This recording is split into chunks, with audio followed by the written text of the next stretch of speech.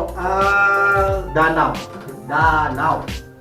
Nah, ini berkaitan dengan sebenarnya beberapa waktu yang lalu pemerintah Indonesia mengeluarkan satu kebijakan untuk penyelamatan danau, prioritas penyelamatan danau nasional. Nah, seperti yang kita tahu bersama, gitu ya, danau sendiri memiliki banyak fungsi untuk kehidupan manusia. Namun tidak hanya untuk manusia saja pada dasarnya. Untuk hewan dan tumbuhan juga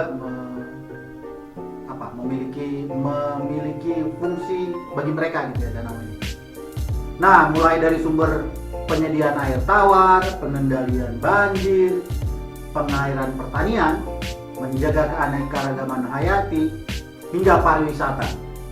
Nah, yang terakhir mungkin katua-katua atau abang ibu, kawan-kawan semua pernah melihat danau saat ini banyak difungsikan menjadi tempat wisata, gitu ya. Ya, termasuk yang besar-besar misalkan, atau danau-danau kecil yang sedang dikembangkan di desa-desa biasanya digunakan jadi tempat wisata. Nah, namun sampai saat ini pemanfaatannya belum dikelola secara baik.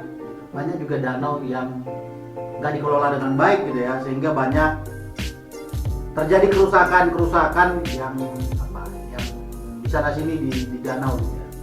Termasuk banyak juga danau rusak karena tidak dirawat, gitu. Jadi tidak dikonservasi, gitu. Mungkin terjadi penangkalan, mungkin banyak juga kalau tidak danaunya digunakan untuk hanya lebih kepada bisnis semata, misalkan begitu. Nah, ini dikutip dari Dinamika Hydrosfer tahun 2018. Danau merupakan tubuh perairan yang dikelilingi daratan dan terletak di daerah tikungan. Danau memiliki kedalaman yang dangkal. Airnya berasal dari berbagai sumber seperti mata air, air tanah, air sungai, dan juga hujan. Nah, air di danau ada yang berupa tawar maupun asin. Ya, mungkin di Indonesia ada beberapa danau yang memiliki rasa airnya asin. Kayaknya ada beberapa. Presiden Joko Widodo mengeluarkan satu kebijakan untuk penyelamatan danau di Indonesia. Kebijakan penyelamatan danau di Indonesia ini tertuang dalam Peraturan Presiden Nomor 60 Tahun 2021 tentang penyelamatan danau prioritas nasional. Ya, pemerintah dalam hal ini pusat, gitu ya, mendorong satu kebijakan untuk penyelamatan danau sebagai prioritas nasional, gitu. Kabarnya ada beberapa danau yang jadi prioritas untuk penyelamatan nasional ini, gitu ya. Semoga bisa dilakukan dengan baik, karena pekerjaan ini tidak hanya pekerjaan pemerintah nasional, tapi juga pekerjaan pemerintah provinsi dan juga pemerintah daerah. Bahkan mungkin juga jadi pekerjaan pemerintah di desa. Nah, kebijakan Perpres nomor 60 tahun 2021 ini dikeluarkan pada tanggal 22 Juni 2021 kemarin. Nah, di dalam Perpres ini terdapat ada 15 danau yang akan jadi prioritas penyelamatan danau prioritas nasional. Nah, beberapa danau yang jadi prioritas untuk penyelamatan nasional diantaranya: pertama, Danau Toba di Provinsi Sumatera Utara; kedua, Danau Singkarak di Provinsi Sumatera Barat; ketiga, Danau Maninjau di Provinsi Sumatera Barat; keempat, Danau Kerinci di Provinsi Jambi; kelima, Danau Rawadanau di Provinsi Banten; keenam, Danau Rawapening di Provinsi Jawa Tengah; ketujuh, Danau Batur di Provinsi Bali; kedelapan, Danau Tondano di Provinsi Sulawesi Utara; kesembilan, Danau Kaskade Mahakam, Melintang, Semayang, dan Jepang di Provinsi Kalimantan Timur; 10, Danau Sentarung di Provinsi Kalimantan Barat; 11, ada Danau Limboto di Provinsi Gorontalo; 12, ada Danau Poso di Provinsi Sulawesi Tengah; 13, ada Danau Tempe di Provinsi Sulawesi Selatan; 14, ada Danau Motano di Provinsi Sulawesi Selatan; dan terakhir 15, ada Danau Sentani di Provinsi Papua. Itu 15 danau yang menjadi prioritas penyelamatan nasional, gitu ya. Mungkin ketua-ketua, ibu bapak, abang kakak pernah berkunjung ke beberapa danau yang menjadi prioritas tadi, atau tinggal di sekitar danau tersebut, gitu ya. Ini menjadi menarik sebenarnya, semoga bisa membantu penyelamatan ekosistem gitu ya. Di sekitar danau juga menjadikan danau lebih bermanfaat, baik itu bagi lingkungan, baik itu bagi manusia maupun bagi peningkatan ekonomi di sekitar danau. Nah, dalam hal penetapan prioritas nasional ini ada beberapa kriteria yang menjadi tolak ukurnya.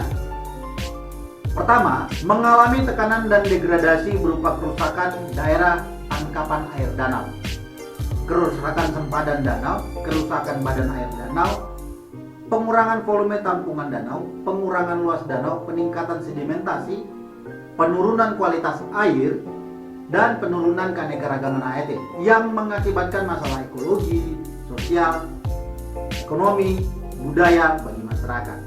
Yang kedua, memiliki nilai strategis ekonomi, ekologis, sosial budaya, dan ilmu pengetahuan.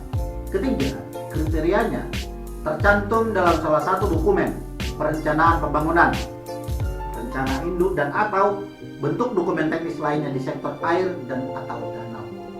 Nah, itu 3 kriteria danau yang dipilih menjadi 15 danau menjadi prioritas nasional gitu ya. Perpres ini juga membentuk tim penyelamatan danau prioritas nasional yang terdiri dari ada Dewan Pengarah, tim penyelamatan danau prioritas tingkat nasional atau tingkat pusat, dan tim penyelamatan danau prioritas nasional tingkat daerah. Jadi selain ada Dewan Pengarah, di bawahnya ada tim penyelamatan di tingkat pusat dan ada tim penyelamatan di tingkat daerah. Nah, untuk tim penyelamatan danau prioritas nasional ini di tingkat pusat itu diketuai oleh Menteri Koordinator Bidang Kemaritiman dan Investasi, sedangkan wakil ketuanya adalah Menteri Koordinator Bidang Perekonomian. Untuk ketua hariannya ada Menteri Pekerjaan Umum dan Perumahan Rakyat. Wakil ketua harian 1 ada Menteri Lingkungan Hidup dan Kehutanan. Wakil ketua harian 2 ada Menteri Perencanaan Pembangunan Nasional atau Kepala Badan Perencanaan Pembangunan Nasional. Nah, itu ketua tim di tingkat nasional. Sedangkan pelaksanaan tugas tim penyelamatan danau prioritas nasional di tingkat daerah dilakukan di wilayah danau prioritas nasional di mana disesuaikan dengan kewenangannya. Sedangkan tim penyelamatan danau prioritas nasional ini di tingkat daerah dengan kewenangannya diberi tugas. Nah, ini tugas tim di tingkatan daerah gitu ya. Melakukan koordinasi, sinergi, sinkronisasi, dan harmonisasi di tingkat daerah terhadap pertama, perencanaan dan penganggaran strategis penyelamatan danau prioritas nasional. Kedua, pelaksanaan strategi penyelamatan danau prioritas nasional. Ketiga, pemantauan dan evaluasi strategi penyelamatan danau prioritas nasional. Dan keempat, pembinaan dan pengawasan strategi penyelamatan danau prioritas nasional. Selain itu juga, tim ini bertugas merumuskan laporan pelaksanaan strategis penyelamatan danau untuk disampaikan kepada Dewan Pengarah. Nah, menjadi hal baik kemudian ketika pemerintah sudah punya pandangan terkait menyelamatkan beberapa danau. Saat ini secara nasional prioritasnya ada 15 danau, mungkin kedepannya bisa ditambah. Tapi harus diingat kemudian tim-tim di daerah yang tadi bertugas sesuai dengan Perpres ini setidaknya melihat karena tadi ada dampak sosial, ada yang berdampak sosial dan ekonomi gitu ya. Ini juga harus melibatkan struktur pemerintahan yang di bawahnya, misalkan desa atau masyarakat di sekitar danau, itu harus juga menjadi pertimbangan. Ya, tujuannya mungkin baik dan saya yakin tujuannya baik penyelamatan danau ini, tapi juga harus dilihat apakah kedepannya kebijakan ini bisa memberikan dampak lebih baik kepada lingkungan dan manusia di sekitar danau. Kita berharap demikian. Nah, itu dulu informasi kali ini yang bisa saya bagi. Semoga dari 15 danau yang menjadi prioritas nasional, ketua-ketua ada di sekitar danau. Ya, semoga berdampak baik dalam kehidupan manusia terkait dengan kebijakan ini. Sampai bertemu di video selanjutnya. Jangan lupa tetap sehat. Dadah.